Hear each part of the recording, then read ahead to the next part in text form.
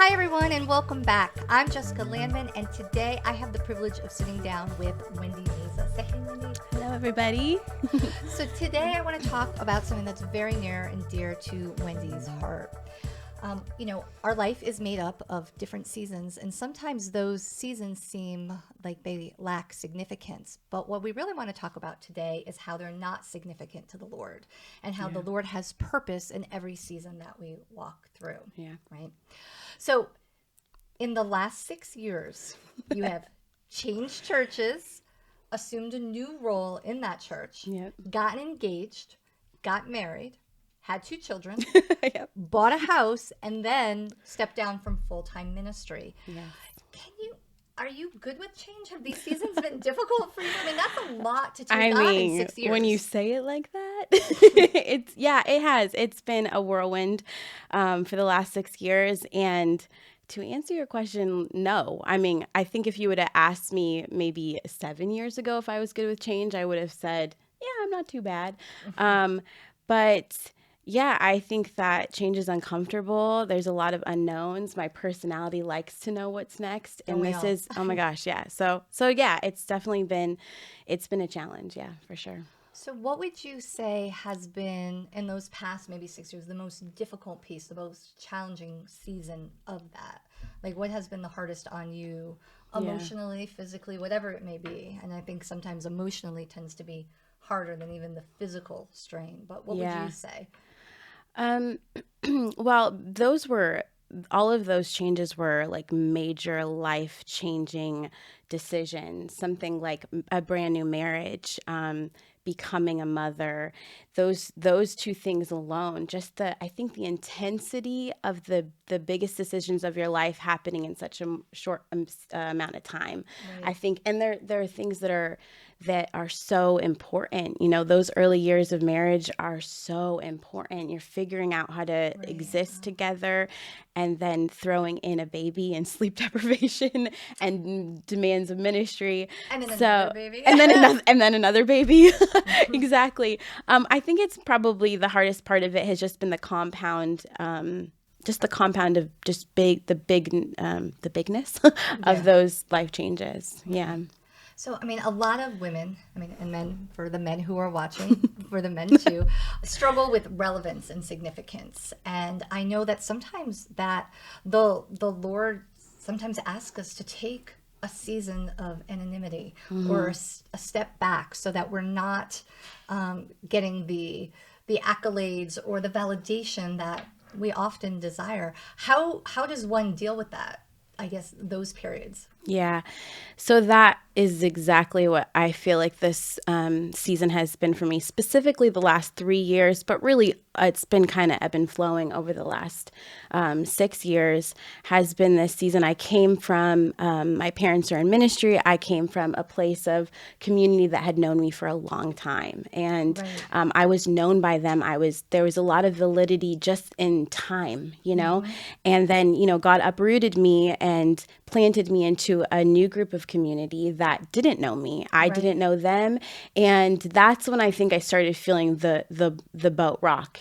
Did you feel like the sense that you needed to prove yourself? Because I mean, you're in ministry, right? Everybody knows you. Yeah. You operate in a prophetic voice. That's something super strong. It's from the moment I met you.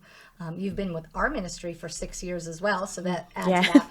But did you feel like you needed to prove, not that you were prove your Christianity, but prove that, you know, you had that you carried something of significance. Did you ever get that sense? Yes, there was definitely this overwhelming feeling of I'm here and questioning like if, and it sounds bad to say out loud, but I think it's important because this was the real thought. Yeah. If nobody knows what I carry, if no one else sees that anointing on my life, do I still carry it? Does it still matter? Is it still making an impact if nobody else sees it? And that was really the first time in my life that I didn't have somebody cheering me on like, you've got this, you've carried this, and welcoming me into even an opportunity to use it. Right. And it was definitely by design that God put me there, you know. Because it's hard, because you know, once you get a hold of what you what God has called you, right? Once you get that glimmer of why you know you're here,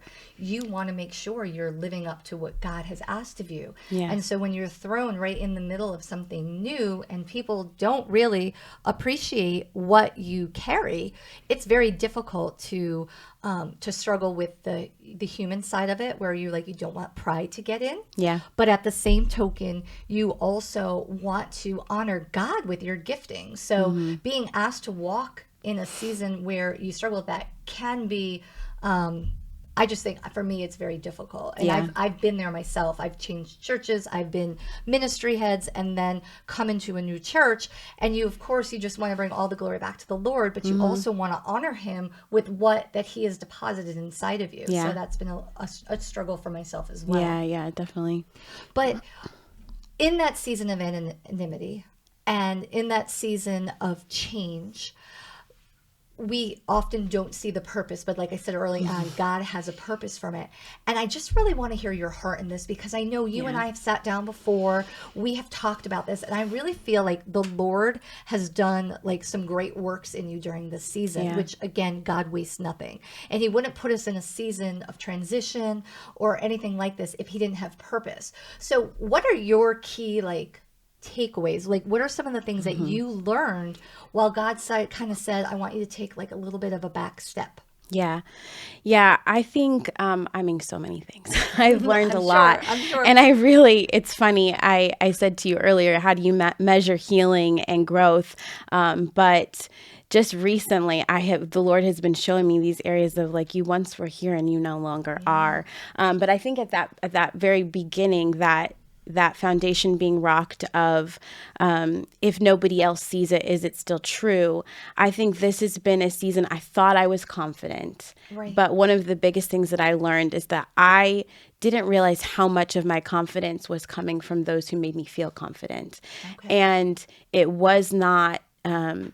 it was more, and it's hard to come to terms with that because, sometimes you don't know that that's an area of weakness. You don't know what you don't know. You don't see it. But it was a part that I think in this season, one of my biggest takeaways is that God knows us better than we know ourselves. And he knew that was an area that he needed to touch in me.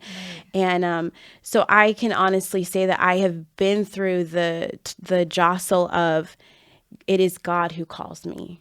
And if he calls me, it is enough. And it is God who sees me, and that is enough. And I'm not just saying it. I think before I said it, but because it was the right thing to say. It was the right thing to and say. We know that's the right thing to say. And we wanted to believe that. And so Absolutely. it wasn't we were just saying words, but that's the right attitude. Yeah, true. And I can genuinely say that right now, I can, in those quiet, lonely moments, I can say it's okay. Yeah. It's okay because you see me and I am known. I'm still your beloved. And that is enough, even more than what I carry. There was a season of time where I really was sitting in Psalms 23 and it says, the good shepherd, you're my good shepherd and I shall want for nothing. And I get choked up even thinking about that verse because I don't need, there's this desire to want all these other things. And even when you have them and get them, you realize they will always fall short. But I don't have to want for anything because I already have everything that I need. And him pulling me back, it's happened in different ways, but that pulling back of realigning this private space between me and Jesus, this is the foundation of anything that I do. And I needed God to remind me this, you need to come back to this place and remember, this is me and you first. And everything else will flow out of that. Your marriage, your children, your relationships and ministry, what you carry, those are all, they come second to that reality. Yeah. I just want to back up a second because you said, what's done in private. And I think that so many women want to achieve. They want to, and then bring it into a ministry factor, their hearts are in the right place. So many women want to come and they come to me and they say, oh, I want to get in women's ministry. I want to speak. I want to, I want to do a blog. I want to preach on the stage. And that is very honorable. And I appreciate that. And I probably had the same, zeal when I was in my early 20s as well. Yeah. But one thing that I've learned is that God is not going to put you anywhere that you are not ready to handle. So there is a lot of growth and development that is required to prepare you for sort of that platform. And whatever that platform is, whether it's small, big, whatever it is, he wants to prepare your heart so that there is no way that the enemy can come in and distort the good and like the beautiful work that he's doing inside of you. So that quiet time, that private time, that sort of let's just sit on the bench for a little while time is so important. And that may happen like where you're there and then he asks you to take a little rest and then you're out again and then he rests, because the growth there is a reminder of what he's done in you. It keeps you grounded. It brings you correction, and it keeps everything lined up to, you know, what's important. Like you said, back to sort of the basic stuff. It's you and him, and that's it. Well, and I mean, even if you look at Jesus's life, right?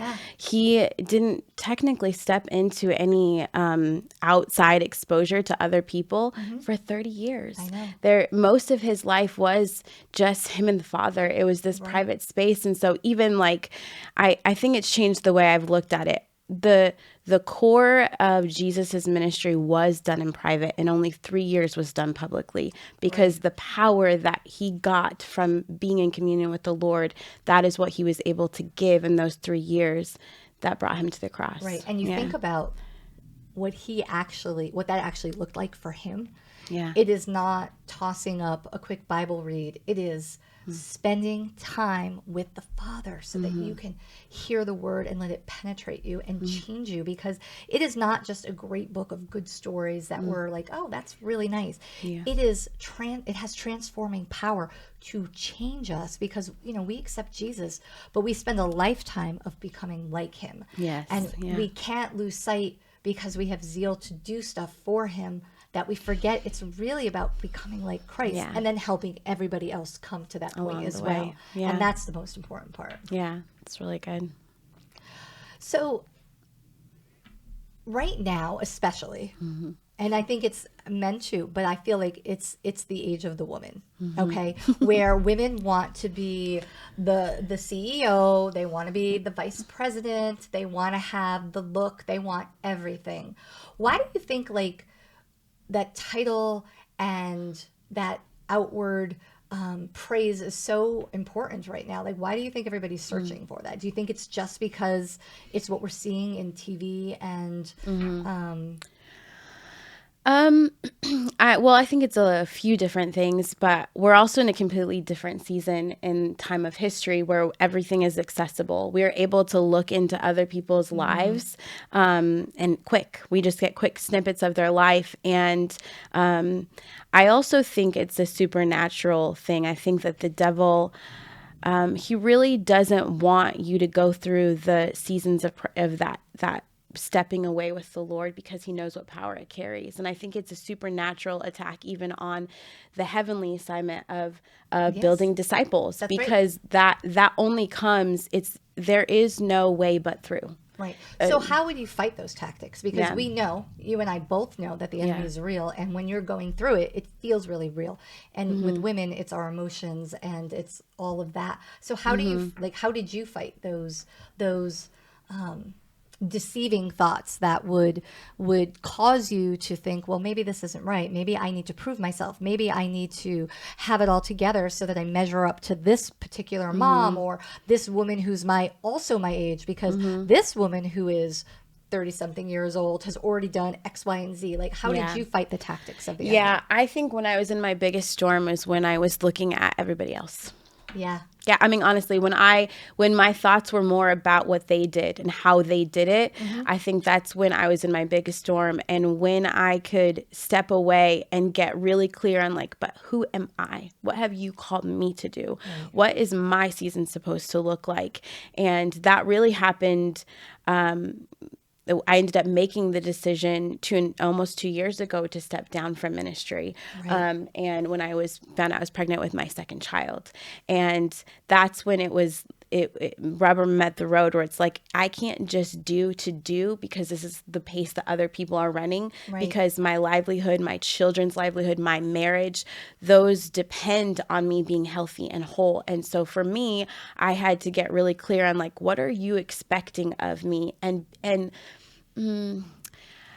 being okay with that. I don't want to say poem. I'm not a poem writer, but I had written out some of my thoughts, and it started, the sentence was, it's okay. This is what I said. I said, it's okay.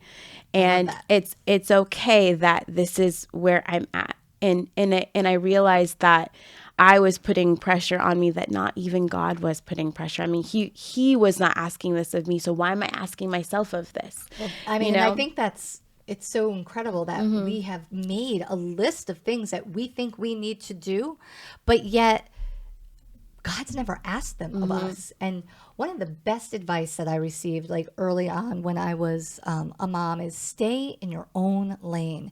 So one of the things that I'm so passionate about is helping women find out what it is, why are we here? Like, why are we here? What is my purpose? Because I'm here for a different reason than you are. Yeah. So what's my purpose? And if it's not to do with why I'm here, then I don't want anything to do with it. I feel like once you have that, there's this freedom that comes along with being certain of your calling, and then just walking in sort of that provision that God gives you, like, this is what I'm meant to do. And then there's fulfillment, and then all that other stuff that seems important just kind of fades away. So Yeah, definitely. Yeah, I think that's it for me. I really felt like in that season, the Lord said that your children that is your ministry right now, which is funny because when I was making that transition, you gave me that sign that said, the greatest work you'll ever do is within the walls of your home. And it was, for me, I look at that sign every day and I remember like, this is worth it. I had to make sacrifices. There were times that I had to say no to speaking or whatever. And this was why. Yes. So I totally hear like your heart in this. And I thank you so much for being so vulnerable here today and kind of talking about some of the things that you've walked through. Is there anything else you want to share before we kind of wrap it up today? Yeah. I mean, I would say the biggest things that to remember is that if God has pulled you away, there's a reason why, and to lean into it and to not fight it. You know, when you lean into it, there is so much value. I think I have experienced some of the deepest healing in my life that I ever have had, ever as a woman in these last few years. I think it's a lot easier to be corrected in private with the Lord than in public, and when you're known by a lot of people. And it's not if it's going to happen, it's when it's going to happen. As a follower, this is a model that God has set up for our good so that we can continually put our hearts in the right posture before the Lord. So yeah. Great. Well, everybody, thank you for getting real with us. If you've loved what you heard, like and subscribe for more content, and we will see you next time.